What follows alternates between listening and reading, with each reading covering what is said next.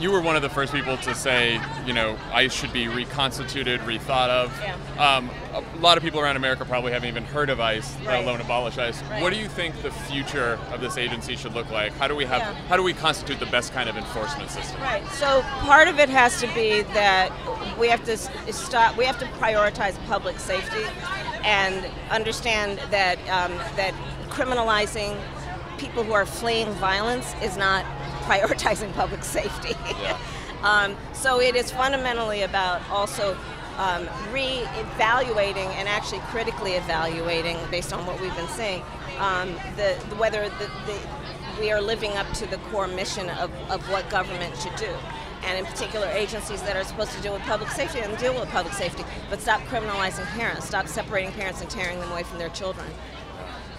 So this has been the end of such a shitty fucking week. We saw Kennedy retire and, give his replacement to Trump. We've seen no plan to get families together again. We've seen a terrible shooting. There's a lot of people that feel really discouraged. They don't know that Senate Democrats will hang together and fight hard enough against this Republican nominee. What do you say to people out there who right now feel incredibly discouraged about what they see and feel a little bit helpless? One, we are better than this, and so let's remember that. Let's not buy into those powerful voices that are trying to sow hate and division among us, because on fundamental issues like whether parents should be with their children, we're all in it together and we are not divided as a nation. And we cannot tire. We will get past this moment, but we cannot tire during this moment. This is a moment where everybody is going to be held accountable. If to future generations, where were you? And it can't only be about how you felt, it has to be about what you did. And this is that moment in time to get out there and fight and vote and march and talk and speak out and shout when and if necessary, which apparently is all the time these days. Although I will say, though, we do draw the line at cheese plates. Everyone gets a cheese plate. No exceptions. A cheese plate in every pot. Kendall Rideout. Zio Sime. Sora Lee. Sydney Goff. How old are you guys and why did you decide to come out today? I'm 17 and I decided to come out because I hate Donald Trump and I hate the GOP and I think it's really disgusting the way that they violate human rights.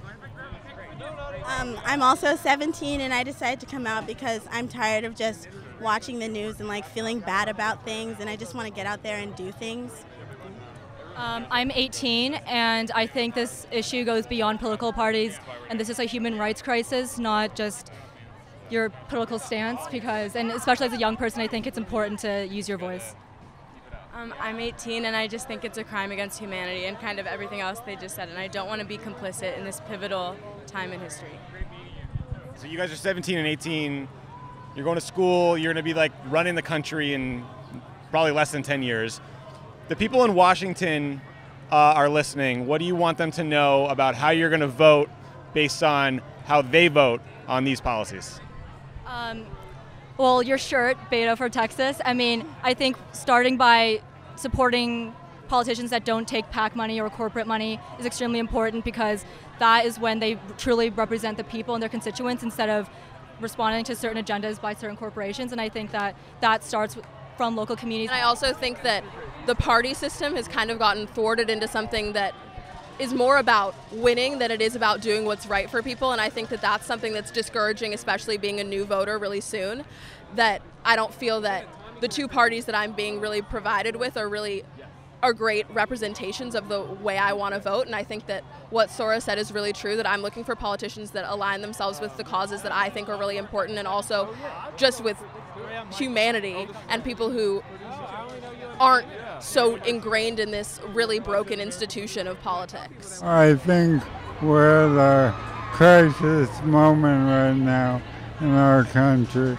The assaults have kept coming every week, and every month we have a new atrocity from the administration, and we're now entering the final few months before the election, and the question for the American people is, do we treat this like a normal midterm election where 30% of voters turn out? Or do we recognize the grave threat to our democracy and treat it as seriously as it deserves? What's your name? Hi, I'm Valerie Herrera. I work at the International Institute of Los Angeles. I'm the managing attorney, and I work directly with unaccompanied minors. So, what have the last few months been like when they put in place this policy to rip kids away from their families? I mean, how has that impacted you personally and in the work you do? So personally, I would say we're seeing a lot of slowdown in terms of like how the immigration process is working for the kids. Asylum is a lot harder for the kids to acquire. Same thing with the other defenses. It's taking so much longer. And even in the immigration, like when they show up at immigration court hearings, I mean, the process is just so slow, nothing is happening. What kind of policy changes do you think would make these kids' lives better and your job easier?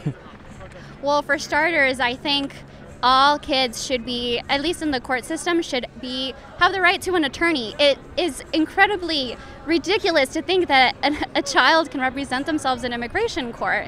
Like, that should be number one. Number two, this idea that the immigration courts are under the DOJ, like, that's ridiculous. They need to be independent because otherwise, they have to follow these quotas and they can't do that because then they're never going to be impartial, they're never going to be neutral, and so these kids aren't going to have a fair hearing to begin with. What kind of impact do you think marches like these have on the politics? What I know to be true is that these things help people find power that they didn't know that they had. And like, it's incredible. You see all these people out here, you think that only you might care about it or your neighbors, and then you're part of like a whole community of people, and you realize that you can do something about it. So I think we see it across the country, like people coming out and like being heard, and that's powerful. And what do you think? We've been talking to a lot of people about this. At the end of this week, maybe one of the worst weeks since Trump's become president, a lot of people are feeling angry, they're feeling despair. Some people are like, well, should I just give up hope? And what do you say to people after a week like this? Yeah, King talks about the moral arc of the universe bending towards justice. I'm mindful that it only bends because people bend it, and it'll take like all of us keeping the fight. On the pod, Jon, you talk a lot about like how do we apply intentional pressure, and I think that this is a moment where it's like, where's Tim Scott?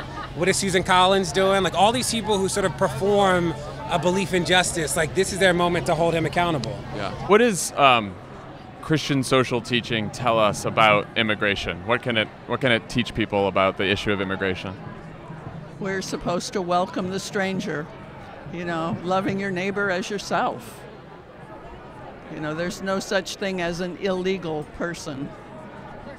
Why did you decide to come out to this protest today? Well, I feel like this is an issue that specifically affects me personally because I come from a family of immigrants. My parents came here from Mexico over 20 years ago, and my sister is a dreamer. So I feel like it hits me at home because like these are children, these are families that are just trying to look for a better life, but instead of being stopped by the government. I just want to say to keep on focusing on these immigration issues because it never ends with this march. Especially immigrants are always constantly facing the issues of our government. And as you know, in the detention center now, there are men, women in there that are incarcerated because of the fact they just wanted to pursue a better life in this country. Yeah. You're awesome. Thank you.